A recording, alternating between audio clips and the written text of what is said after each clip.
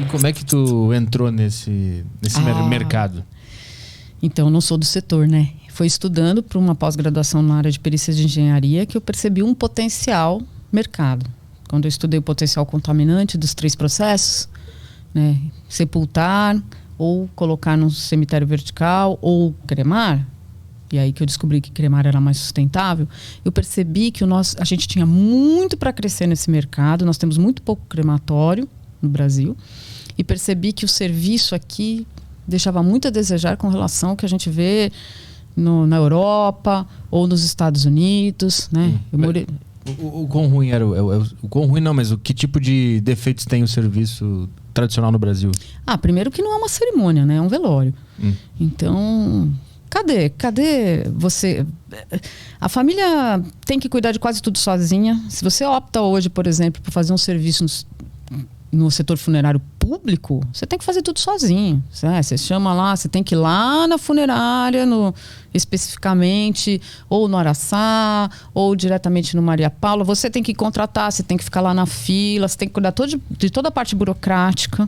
Enquanto está com uma dor latente na alma, né? Teve uma família essa semana que eu estava escutando no rádio, na Jovem Pan, que elas ficaram esperando 6 horas o corpo ser recolhido no IML, gente. 6 horas? E eles ficaram lá, sentadinhos lá no IML, esperando. Não, por exemplo.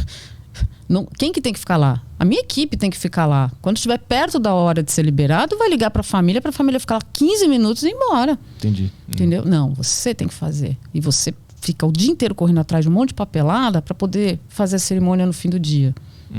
Né? Ou sepultar, ou seja lá o que for. Então, você ouve muitos casos das pessoas reclamando muito sobre isso. Eu mesma perdi minha mãe ano passado, enquanto eu estava construindo, e eu passei por cada uma. E eu não contratei o público, eu chamei um particular. Que tipo de coisa tu passou? Bom, primeiro que eu tive que... A gente tem que fazer o reconhecimento do corpo. É obrigado a ter um familiar, ok. 2h30 da manhã estava eu no hospital para fazer o reconhecimento. O reconhecimento foi bizarro. Eu não acho justo que as pessoas tenham que ver seu familiar num saco preto, abrir e ver, porque você amarra os pulsos, você amarra o pé. É um processo normal, porque como o corpo enrijece, para que você não tenha problemas depois para colocar na urna ou vestir, você tem que atar. Mas você ver isso, sabe? Tem que ver minha mãe de boca aberta, toda amarrada, num saco preto. Não, isso não é modo de fazer. Então... Por exemplo, a minha equipe sempre entra antes no morgue, põe um lençolzinho branco, fecha a boquinha, fecha os olhos se estiver aberto, para quando a família entrar, só desdobra o lençol, mostra só o rosto, tudo fechadinho, bonitinho, não é mais humano. Então eu já tive, olha, essa é uma cena que eu não vou esquecer nunca na minha vida, tá? Foi horrorosa. Fora que o lugar parecia uma área de descarte, assim, eu falei, não é possível. Eu acabei de sair de uma recepção incrível, mármore no piso. Que lugar é esse? É o depósito? Então já começa por aí. Aí eu tive que, mesmo estando acompanhada do agente funerário, eu tive que ficar mais de 1 hora sentada num cartório para poder fazer a documentação. Voltei para casa exausta, às 4h30 da manhã. Aí fomos para o local que eu escolhi, né, com muita natureza, um jardim incrível. E eles erraram tudo. Eles me mandaram um texto para ler, para o cerimonialista ler, assim, um texto horroroso. Que eu falei, nossa. Por isso que eu fiz questão de escolher 10 textos incríveis para serem lidos lá no nosso espaço. Esqueceram de pôr a foto da minha mãe no telão. O cerimonialista, nossa, coitado. Ele, assim, não nasceu para aquilo definitivamente.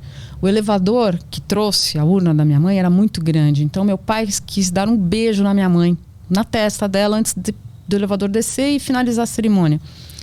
Ele não conseguia, não alcançava, aí para tudo, puxa a urna, vai lá para o meu pai poder se despedir.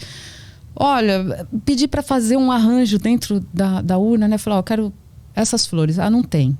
Bom, então tá bom, então eu vou comprar alguma coisa, vocês arrumam. Então arruma sim, tá bom? Tá bom. Quando eu chego na sala do velório, tá totalmente diferente do que eu pedi. Eu falei, não, justamente o que eu pedi para não fazer foi o que o cara fez. Então, meu irmão na época falou assim, ó, tá vendo? Pra gente aprender. Tudo que não deve ser feito, tudo que não pode acontecer com uma família, num momento como esse. Mas na tua opinião, o porquê que no Brasil se lida assim com a morte? Desse jeito? Parece que é pouco caso, mas ao mesmo tempo também parece que a gente se importa muito, a gente sofre mais com a morte do que outras culturas. Bom, nós somos os latinos, né? A gente é cheio de emoção por natureza. Mas eu acho que é despreparo. Não é que eles não se importem. É assim, ó. Sabe aquela coisa do costume? Mas sempre foi assim que fez, por que nós vamos mudar? Quando eu cheguei com essa proposta, eu cheguei incomodando o mercado funerário. Porque eu estou fazendo tudo aquilo que quase nenhuma empresa faz. Então, incomoda. Mas se a gente, sabe, a gente sempre fez assim. Mas sempre foi assim. Bota lá, tá bom. E a gente está tão acostumado a ir velório que é daquele jeito, que a gente nem pensa que pode ser diferente. Eu li numa entrevista que tu morou na Espanha, né? E lá tu percebeu que eles lidam diferente com a morte. Né? Lá eles têm inclusive o costume, a família aperta o botão e enxerga a urna indo para dentro do forno crematório. Acho que aqui nós não estamos muito preparados para isso ainda, eu acho.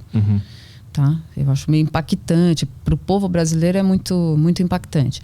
Mas eles lidam de uma forma bem diferente. E olha só que coisa que eu aprendi lá na Espanha, né? O mercado funerário fazia uma pesquisa de satisfação uma semana depois. Olha, se eu for bem atendido, né? Gostaria... Não, tá tudo ótimo. Tá tudo ótimo. E aí eles perceberam que tinha alguma coisa errada. Mas peraí, toda vez que a gente pergunta, tá tudo ótimo. Depois tá todo mundo reclamando do setor funerário, que é uma droga, que é mal atendido. Aí eles resolveram fazer o seguinte: vamos dar 1 mês e meio para fazer a pesquisa, não uma semana. Porque em uma semana você tá fora do ar ainda. Sim.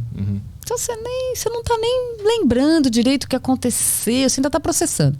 1 mês e meio depois, você cai em si. Que foi o caso dessa pessoa que eu te falei, que 1 mês e meio depois me escreveu: olha, obrigado. Quando eles foram fazer a pesquisa 1 mês e meio depois, aí o pessoal desceu a lenha. Porque vocês fizeram isso, porque eu não gostei daquilo, isso aqui eu não achei legal. Aí eles começaram a ter um feedback real. Então o mercado funerário na Espanha começou a se mexer para melhorar os seus serviços. Mas perceberam que não podia fazer uma pesquisa logo na sequência. Tem que dar um tempo para as famílias processarem. Então essa preocupação em saber com o que vocês acharam e melhorar, eu acho que é isso que está faltando. Muita gente não quer trabalhar no setor funerário por uma questão de preconceito, né? Eu mesma tinha amigos meus que estavam desempregados. A esposa falou assim: Dri, você está procurando alguém para trabalhar? Eu falei: tô procurando uma pessoa para vir trabalhar aqui com a gente. Puxa, meu marido está desempregado, posso falar com ele? Eu falei: por favor. Ele nem me ligou. Ela: não, trabalhar com isso não. Então, quem que vai trabalhar com isso? O salário não é ruim, porque o fixo é baixinho, mas tem comissão. Então, se você for ver, o salário não é nada ruim no setor funerário. Mas por ter essa dificuldade de encontrar pessoas que não vão chorar, não vão ficar mal, vão lidar com aquilo de uma forma tranquila, não sobra muita mão de obra qualificada.